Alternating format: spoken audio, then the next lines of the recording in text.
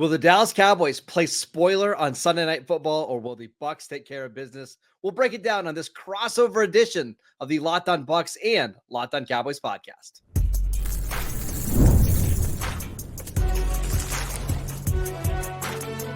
You are Locked On NFL Crossover, part of the Locked On Podcast Network. Your team every day. Welcome back to this crossover edition of the Locked On Bucs and Locked On Cowboys podcast, part of the Locked On Podcast Network, your team every day. We'd like to thank you for making us your first listen of the day. Crossover Thursday is presented by PrizePicks. Download the PrizePicks app and use promo code LOCKEDONNFL to win $50 instantly when you play $5. Welcome back. I am your host, Marcus Mosher. You can follow me on Twitter at Marcus_Mosher. Joining me today is the host of Locked On Bucs. It's James Yarcho. You can follow him on Twitter at JYarcho_Bucs. And this is a big game for the Buccaneers here on Sunday Night Football. And I think that's the reason why, James, that they didn't flex this out is because Tampa Bay actually has something to play for. They are a game up in the NFC South over the Falcons. How are you feeling about this game and the Bucs going into week 16 now? I feel justified, I guess, is a way of putting it. Yeah, I was on the squad. It was a month and a half ago or so. It was in the middle of Kirktober or Kirkvember or whatever Aaron Freeman of Locked On Falcons was calling it. And I flat out said the Bucs are making the playoffs. They're making the playoffs. They're probably still going to win the division. And my good friend David Harrison told me that I was insane. And he has never disagreed with me more. And here we are. I feel vindicated and excited that this is the Buccaneers team that we've seen coming out of the bye week. And, you know, Baker Mayfield, now NFC Offensive Player of the Week, absolutely destroyed the number one scoring defense in the NFL in their own house. So should be a fun game, should be an interesting game. I think probably a bigger reason that they didn't take this game out of Sunday Night Football is not the Buccaneers. It's the fact that the Cowboys, no matter how they are, still draw ratings, and they're going to keep them in prime time. Yeah, that's a big part of it as well. We're going to talk a bunch about this game and the Bucs in general, but really quickly, I do want to ask your opinion on the Falcons going from Kirk Cousins to Michael Penix, because that is a big factor when it comes to the Bucs making the playoffs. Are you more nervous now that Penix is in the lineup, or are you like, hey, it's a rookie quarterback, he'll screw up at some point? Probably more the latter. I think it's you know, it's a lot of pressure to put on Penix. I think there's more pressure on him now than there would have been if he was the starter at the beginning of the season, because the Falcons are facing a situation where they have to go 3-0, and you're turning to a guy that has never played in a true NFL game. You know, he's had a couple of snaps here and there, but you know, you're turning to a rookie now in 3 must-win situations and still hoping that you get some help. So I wasn't really surprised that they went to Penix, but at the same time, I was kind of taken aback. Like, okay, you're giving up on the guy that you just paid a ton of money to when you're still in a playoff hunt. So I wonder where Kirk is going to play next year. Not going to be for the Falcons, I could say that much. Let's talk about the Bucs, because this Bucs team has been really fun to watch. I think there were a lot of people that assumed when Dave Canales left, who was the offensive coordinator last year, to go coach Carolina, that the offense would fall off. But that hasn't been the case. And Liam Cohen, who has been awesome this year, has started to get some mentions, James, I'll tell you, on Locked On Cowboys as a potential head coaching candidate. Tell us about the job that you think Liam Cohen has done this year. He's been amazing. Like, there's no way around it. He is going to get head coaching buzz. I still believe if he's a head coach in 2025, it'll be for the team that he's currently coordinating. But you know, the Bucs and the Ravens are the only 2 teams in the NFL that are both top 5 in passing and rushing. And that's a huge difference from what we saw from the Bucs rushing attack last year. That was a team that barely averaged over 3.5 yards a carry in 2023. They're averaging over 5 yards a carry in 2024. So what he's been able to do with the run game speaks for itself. And then Baker coming off of a career year, you mentioned it, you know, a lot of people were saying, what's going to happen with Baker with Dave Canales leaving? Well, He's got 3 games left, and he's already set a career high in passing touchdowns. It'd be nice if the interceptions came down a little bit. He had a run, it still is in the middle of a run of turning the ball over every game, but he's been absolutely fantastic. It's been another career season for him, and to do that in spite of injuries to Mike Evans and Chris Godwin. Of course, they have Mike back, but Godwin lost for the season, and then you have a rookie wide receiver who's been in and out of the lineup because of injury issues, for himself. You have offensive linemen that have missed time. So they've gelled as a unit. It's been a blast to watch. There's one thing that Baker Mayfield is going to do. It is entertain the fans one way or another. James, I want to ask you about 2 of their rookies this year. And let's start with Graham Barton. And the reason I'm asking you is because Locked On Cowboy listeners absolutely loved Graham Barton. And there was a section of Cowboy fans that did not want them to trade back from 24 to 30, just wanted them to take Graham Barton and be done with it. How has he performed in year 1? He's been good. Had some rookie mistakes, as you would expect. Had a couple of holding penalties against the Chargers that negated big Baker Mayfield runs. But a lot of times when these quarterbacks take off, they leave their linemen kind of on an island, and the linemen are going to get flagged for holding. But overall, he's played really, really well. He's lived up to the billing. He's done exactly what we expected him to do, and he's only going to continue to get better. So, Bucs fans are certainly happy that he was the first round pick. They are definitely happy that it's Graham Barton instead of Jackson Powers Johnson, who a lot of Bucs fans wanted in the pre-draft process. But yeah, Graham Barton's been fantastic, and Cowboys fans, I don't know if they're going to be watching him play and going, "Oh, what could have been?" Well, but it's a name that'll be around for a while. I will tell you, the Cowboys are very happy with Cooper Beebe, who they got in round 3. But the guy that they're going to be watching this game that they might really wish they had was Bucky Irving, who I host the Locked On Dynasty Football Podcast, a fantasy football podcast here in the Locked On Podcast Network. And I can tell you, we've had more people wondering about Bucky Irving's value than any other player in fantasy football. He's been awesome over the last 2 months. What have you seen from him? He's electric. If you have to describe him in one word, it's electric. He's just under 150 yards away from 1,000-yard rushing season in his rookie campaign. Yeah, he's by far the best rookie running back in the NFL. Of course, we don't know what Jonathan Brooks could have been had he been able to have a full offseason and then play the entire season. Obviously, he was the first one taken, but Bucky Irving is the guy that the first player to him is not the one that's going to bring him down. So be prepared to pull your hair out in that aspect. You could have him wrapped up, for a 3-yard loss, and he'll turn around and turn it into a 2-yard gain. There was one game, I can't remember which one it was. He had more rushing yards after contact than he had actual rushing yards in the game. So he's so much fun to watch, and he's good for 140 or 50-yard run per game. I'd love to see him finish those with a touchdown. He doesn't have that huge, long touchdown run this season. He usually ends up getting pulled down inside the 10-yard line. But Bucky Irving has the opportunity to be the first 1,000-yard rusher for the Bucs since Doug Martin, I believe. And he's going to get it. So the combination of him and Rachaad White has been really, really good because they are so different. But Bucky Irving he's one of the most fun players to watch. And the last thing I had for you that I wanted to ask you about the Bucs is we're getting really close to playoff time. And I started to look at ranking the teams in the NFC, and it's the Lions and the Eagles. And then it's like, hey, can the Buccaneers be the 3rd team? And it's easy to dismiss them after, some of the losses midseason, the 2 losses against Atlanta. But then you go back and look at the schedule, and it's like, oh yeah, they beat Philadelphia and they beat Detroit.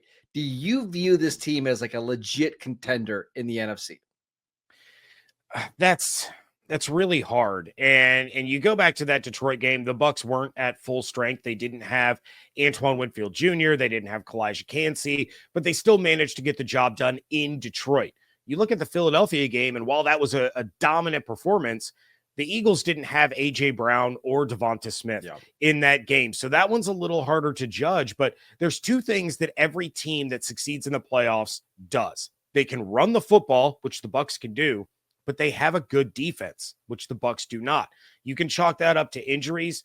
Antoine, Jordan Whitehead, Mike Edwards, KJ Britt. They have a long Servassier Dennis. They have all these guys that are hurt and missing time.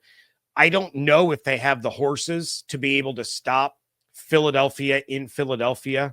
I don't know if they can beat Detroit in Detroit a second time, but they're not a team that should be taken lightly. If they have to take on the Packers, if they have to take on the Vikings, those are teams that the Bucs can absolutely beat. And if you want to get into a shootout with the Buccaneers, that's probably not going to go very well for most teams in the NFL. All right, let's turn things around and talk about the Dallas Cowboys, who don't really have a chance at the playoffs, but they've been playing really well over the last month. Let's talk about the biggest storylines for the Dallas Cowboys next. It's that time of the year. The college football playoffs are back. And with the newly expanded 12-team format, it's guaranteed to be bigger and better than ever before, bringing you all the hard-hitting and high-flying excitement that you're going to absolutely love. TNT Sports coverage of the college football playoffs begins on December 21st, starting with the College Football Playoff Kickoff Show presented by AT&T at 11 a.m. Eastern. Leading into our first matchup, it is the Southern Methodist University Mustangs battling the Penn State Nittany Lions at noon. Then the Crimson Tigers look to upset the Texas Longhorns in a showdown at 4 p.m. Eastern. Don't miss a moment of the action. Watch the college football playoffs presented by Allstate live on TNT, True TV, TBS, and Max. This episode is brought to you by Hillsdale College. Time is our most precious commodity, so don't waste it scrolling through the same mind-numbing content for hours and hours. How can you spend it wisely to improve yourself? Why don't you check out Hillsdale College, which is offering more than 40 free, that's right, free online courses, including Constitution 101, the meaning and history of the Constitution, Introduction to Free Market Economics, The Great American Story, A Land of Hope, and the Rise and Fall of the Roman Republic. All of Hillsdale's courses are self-paced so that you can start whenever and tune in wherever. When I'm in my truck, waiting in pickup line, sometimes I just like to pop it on for 20 minutes. Plus, you can go deeper with readings, quizzes, and discussions, or just kick back and enjoy the lectures. Go right now to hillsdale.edu/lockedon to enroll. There's absolutely no cost, and it's easy to get started. That's hillsdale.edu/lockedon to register. hillsdale.edu/lockedon. Welcome back to this crossover edition of the Locked On Bucs and Locked On Cowboys podcast.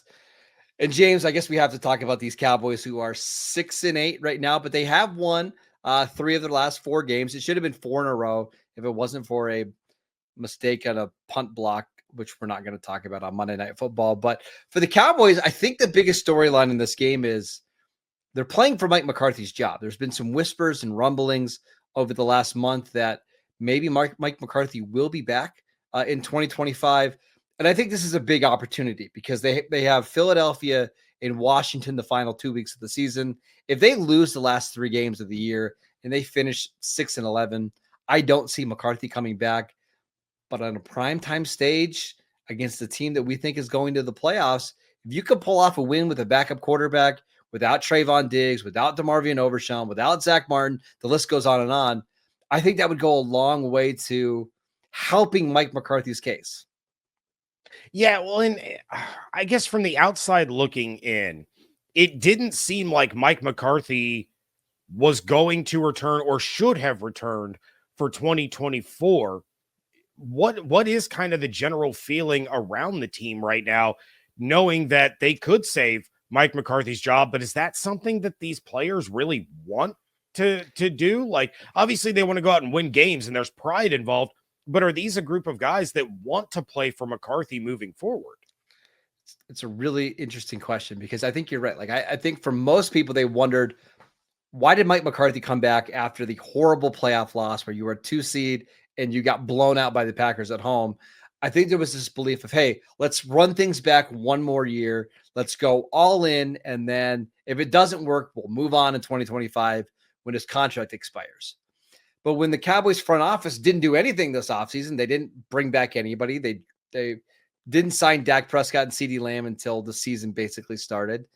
I think there was this belief from the national media, hey, they're setting Mike McCarthy up to fail. And then once Dak got hurt in week 8, week 9, or whenever that was, it was like, okay, what is he supposed to do now? And with the team playing hard over the last couple of months, it does feel like there's been some positive momentum. And I guess, James, like that's the thing for me that I've been encouraged by over the last month is this team has played hard and they've been decimated by injuries on both sides of the ball. You can make a case that 9 of their top 10 players have been on the injured reserve list at some point this year.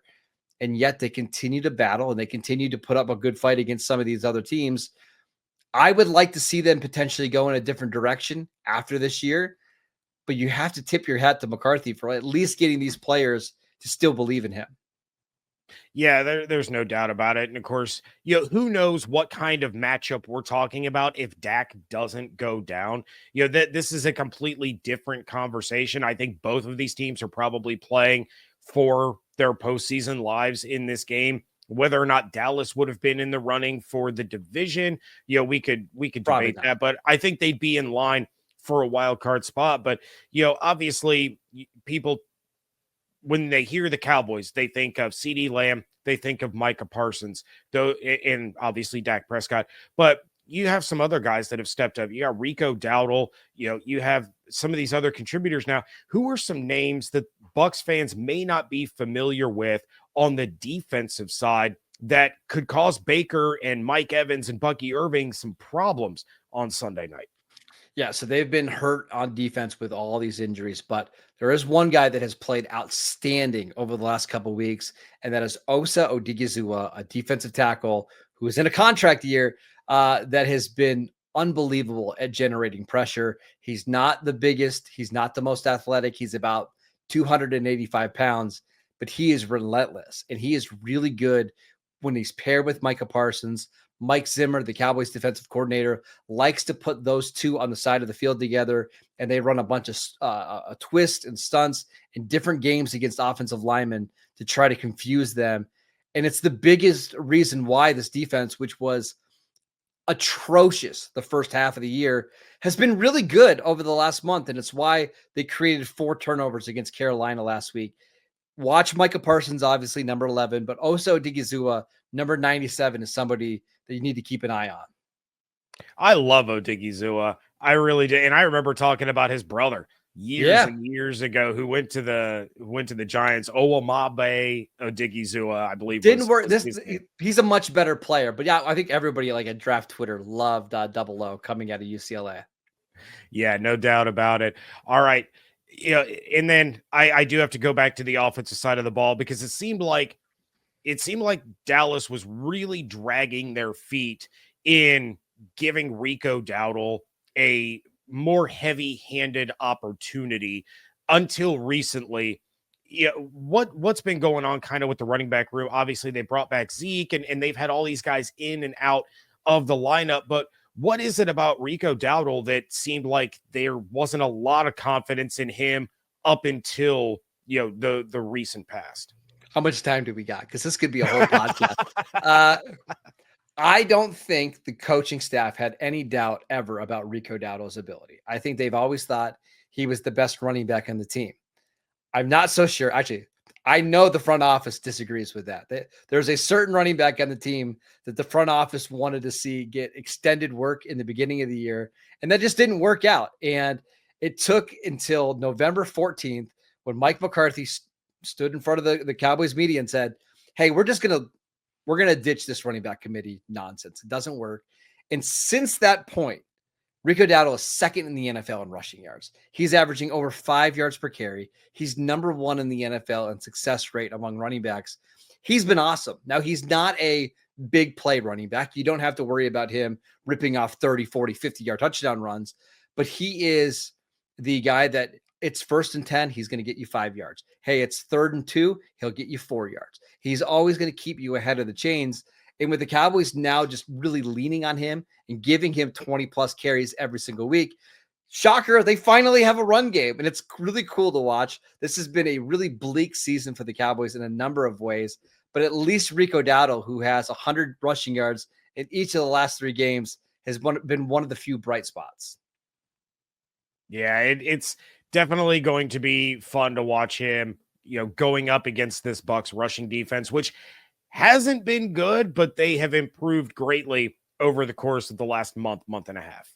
All right, let's talk about some keys to victory, what the Bucs and the Cowboys both need to do if they want to come out of this game with a victory. We will get to that next.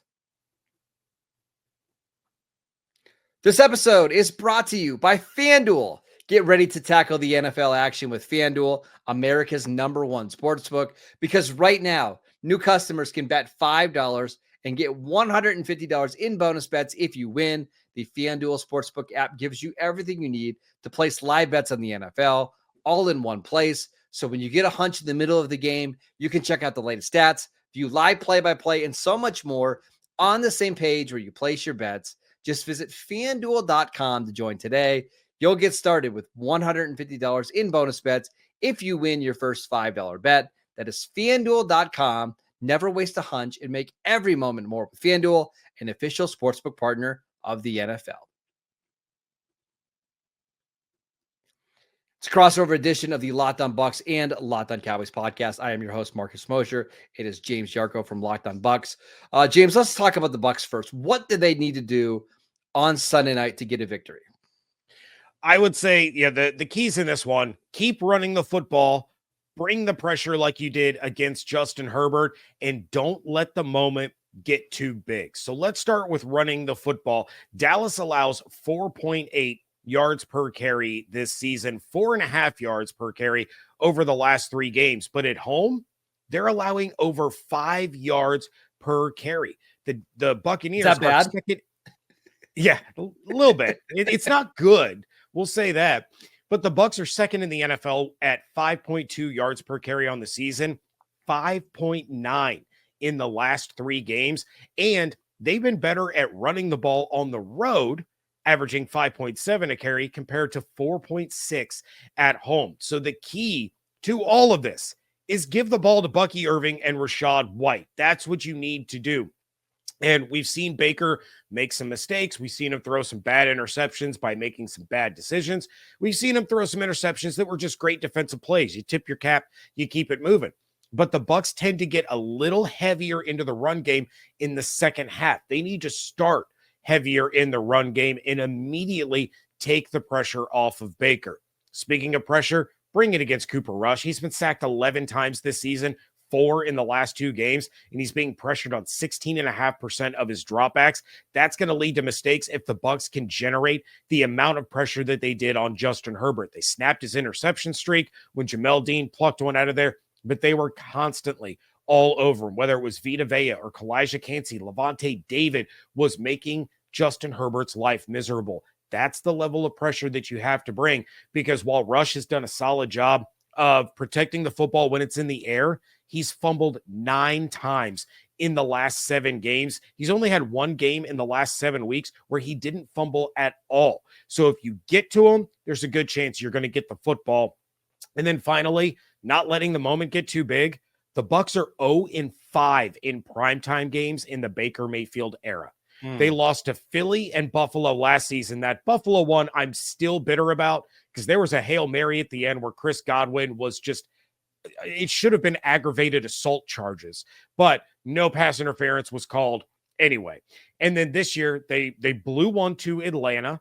Then they lost to Baltimore in the same game where they lost Mike Evans and Chris Godwin. And then they lose to Kansas City in overtime. So 0-5. Don't let primetime pressure get you. You have an opportunity to continue to control your own destiny, knock the Falcons' playoff hopes almost off of a cliff. You have to find a way to win in primetime. And for the Cowboys, it's just don't beat yourself, right? You are clearly the underdogs in this game. Last time I checked with our friends at FanDuel, the Cowboys were 4-point home underdogs. You just don't have that talented of a roster compared to what the Bucs have right now. It happens. Like, injuries happen across the NFL. So don't beat yourself, right? Last week against Carolina, the Cowboys were really good in the red zone, but as they were trying to ice that game away, they run a read option. I don't know why you run a read option with Cooper Rush, but Cooper Rush pulls the ball. It gets stuck on Rico Dowdle's hip, and it's a fumble. Carolina recovers. They are not a talented enough team to make multiple mistakes like that and overcome it and win this game. So things are going to happen. Tampa Bay is going to make great plays in this one. You can't afford to give the ball away unnecessarily, right? And then on defense, your defense is going to make some plays. You've got to find a way to create strip sacks. Baker has been awesome this year, but he's had more turnover worthy plays maybe than what you would like to see.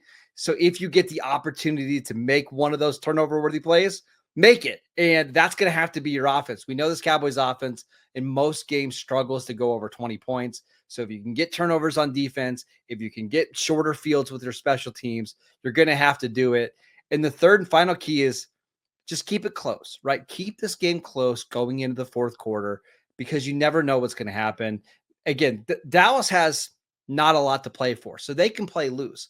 But if Tampa Bay gets late into this game and it's in the fourth quarter and they're down by 4 and they've got to make a stop on the Cowboys, maybe that's when things start to get a little tight for them. So keep this game close as we get towards the end of regulation, and you'll just see what happens.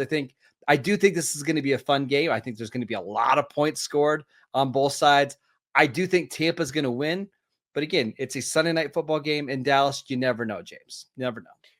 Yeah, exactly. And the Bucs, they did well against the Cowboys up until Brady's final playoff game during the Brady era, but they've historically had, a lot of trouble with the Cowboys over the last 10, 15 years. Of course, different teams, it shakes out different ways. I remember when they flexed the Bucs and Cowboys into Sunday night football a few years back because the game had playoff implications for both. That was the birth of the Ezekiel Elliott into the Salvation Army bucket happen. But that was a really good game. So it could be an instant classic that no one's really expecting because these two teams always tend to play each other really, really tough under the spotlight. If you're a Bucs fan, you're just hoping that this primetime streak finally comes to an end because it seems like all the worst things that could possibly happen to the Buccaneers happen when it's prime time. And I think Baker Mayfield has only played Dallas once in his career. I remember them playing in 2020. I believe Cleveland scored 49 points in that game as Baker went absolutely wild. He loves playing in Dallas. He loves playing at AT&T Stadium. So I expect him to be lights out in prime time. That is it for today's show. We want to thank you for making this crossover edition of the Locked On Bucs and Locked On Cowboys podcast your first listen of the day. For your second listen, check out the new Locked On NFL show. 2 shows every single day. One in the morning with Tyler Rowland, one in the afternoon with Tony Wiggins, available wherever you get your podcasts. Go follow James on Twitter at Yarcho, Yarcho at _Bucs. I'm at Marcus _Mosier. Enjoy Sunday night football. We'll see you right back here on Friday.